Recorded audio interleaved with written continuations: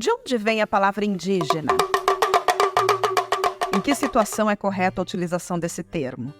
Fica comigo e te liga nessa curiosidade. Olá!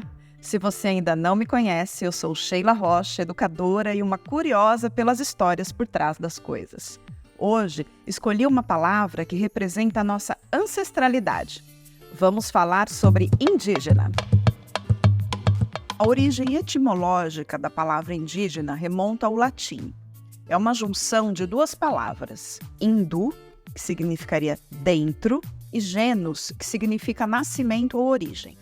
Portanto, o termo indígena em latim se referia àqueles que eram nativos de uma determinada região, nascidos dentro dela, em contraposição aos estrangeiros ou estranhos.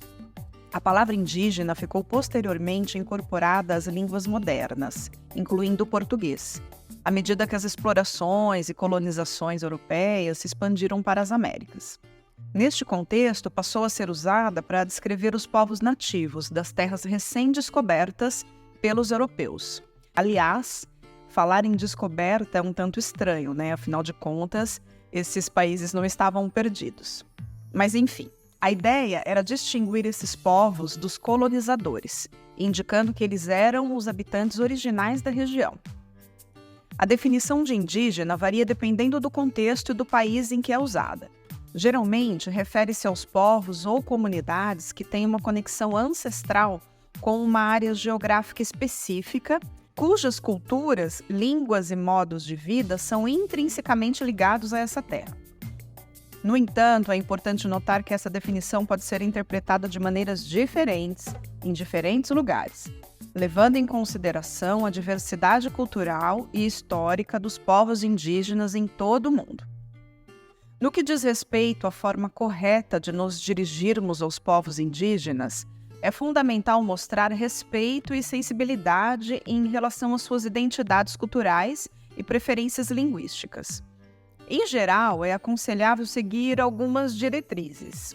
Vamos lá. Primeiro de tudo, respeitar a autodenominação. Ou seja, muitos povos indígenas preferem ser chamados pelo nome da sua própria etnia ou comunidade.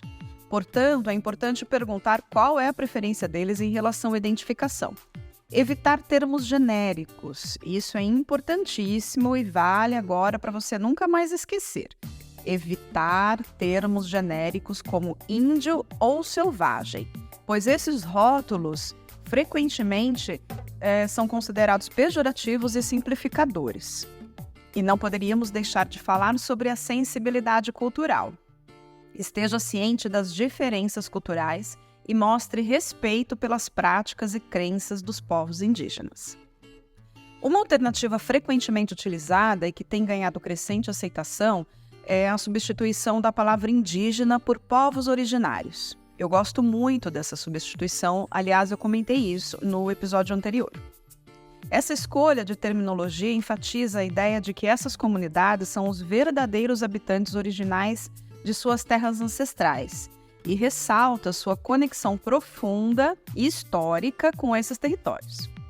Além disso, o termo povos originários evita muitas das complexidades associadas à palavra indígena, que pode variar a interpretação e conotação em diferentes contextos. E no Brasil, a diversidade étnica e cultural das populações indígenas é notável. E chegou a hora do desafio. Atualmente, o Brasil é lar de cerca de 305 etnias indígenas reconhecidas oficialmente. Você saberia citar alguns nomes dessas etnias? Vamos lá, te dou alguns segundos para pensar. Então, se você só conseguiu citar uma ou duas etnias, dá uma espiada lá na descrição desse episódio. Eu deixei os nomes de alguns povos para você conhecer e, quem sabe, explorar mais sobre a sua história.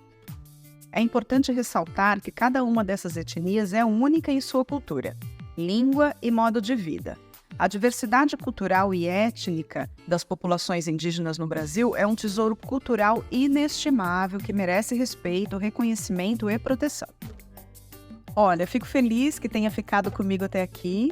Espalhe o conhecimento desse episódio aos amigos, assista os episódios anteriores e acompanhe os próximos dessa temporada que faz parte da série Palavras e Origens. E que tal enviar sugestões de quais palavras você gostaria de encontrar por aqui? E segue o nosso perfil lá nas redes sociais. Procura por lá, por che.liga. Beijinho e até o próximo domingo. Eu tenho uma recomendação. Todas as informações geradas para este podcast foram reunidas após as minhas pesquisas, leituras e estudos. Mas lembre-se, todas as histórias são compostas por nuances, interpretações e às vezes contradições. Então mantenha-se curioso e pesquise em mais fontes. Seja o seu próprio moderador de tudo que você ouve, assiste ou lê. Se liga e não vacila.